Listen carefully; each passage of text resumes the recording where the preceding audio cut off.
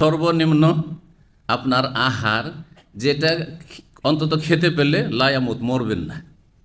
কথা বোঝা গেছে? খুব সুখে খেতে পাবেন না, ওই কোনো রকম করে খেয়ে দিয়ে বেঁচে থাকতে পারবেন।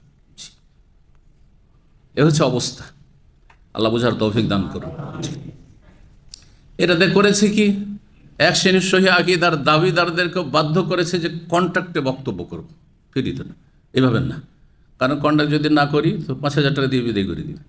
আর ওই লোকটা যদি কন্ট্রাক্ট করে তাহলে ওকে 20, 30, 40 অসুবিধা নেই, যা চাইছে তাই দেবে, যদি বাকপটু হয়, হাসাতে পারে আর কাঁদাতে পারে।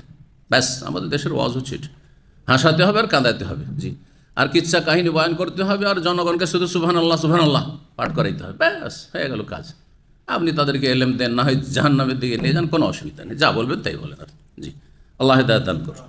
দোষ সকলের, দোষ শুধু বক্তাদের নয়, দোষ শুধু মসজিদের ইমামদের নয়, দোষ জনগণের রয়েছে। আমাদের সকলকে সংশোধনের তৌফিক দান করুন। কি বলতে গিয়ে বললাম যে এমন ফল, যেই ফল কুতের কাজ করে, অর্থাৎ সেটা খেয়ে দিয়ে মানুষ বাঁচতে পারে, গোটা বছর আম খেয়ে বাঁচবে, হ্যাঁ, আর সম্ভব আছে কোনো জায়গায়, যদিও বাঁচতেও পারে, কিন্তু এটা কি কোনো যুগে হয়েছে যে গোটা বছর এমন কোনো মানে সম্প্রদায় আছে যারা শুধু আম খেয়ে বাঁচে, শুধু লিচু খেয়ে বাঁচে? আছে, সিজনাল, সেটা সবসময় পাওয়া যাবে না। কিন্তু খেজুর, আরে সাহাবায়ে কেরাম, তাবেঈন, তাবাঈনের যুগে প্রধান খাবারই ছিল কি? খেজুর খেয়ে সারা জীবন পার করে দিয়েছে, খেজুর পানি, খেজুর পানি, ব্যাস। এটা হচ্ছে এর মধ্যে কুতের বৈশিষ্ট্য রয়েছে, যে মানুষের আহার হতে পারে, সেটা খেয়ে দিয়ে বাঁচতে পারে।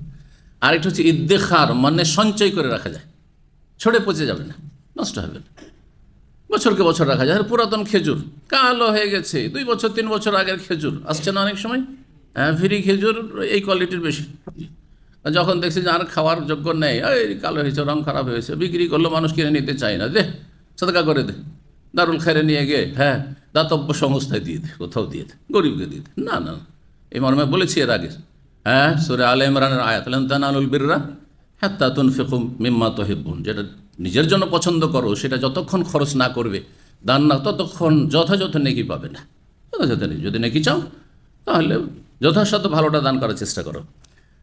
তো কি বলছিলাম, কয় রকম সম্পদে? 5 রকম সম্পদ মনে থাকবে। আবার কেউ নতুন লোক বলেন তো, হ্যাঁ বলেন না, নতুন অন্যরা, জি, যে বলবেন হাত তোলেন যারা শুনলেন, মাশাআল্লাহ। তারপরেই তো ছোটো বাচ্চা স্কুলে মাদ্রাসা পড়ালে বলে দিত, হ্যাঁ, ব্রেনের টাকা ঢুকে গেছে, আর নারী ঢুকে গেছে, ছেলে মেয়ে ঢুকে গেছে, এখন কী করে এলেম ঢুকবে? একসাথে এতগুলো সব ঢুকতে পারছে না। প্রবাসীদের মগজে কত কি ঢুকে আছে চিন্তা করেন। এক তো বাপ মায়ের বোঝা, হ্যাঁ, তারপরে স্ত্রী ছেলে মেয়ে তো আছেই, হ্যাঁ, ভাই বোন, গোটা গোষ্ঠীর বোঝা জানতে হবে।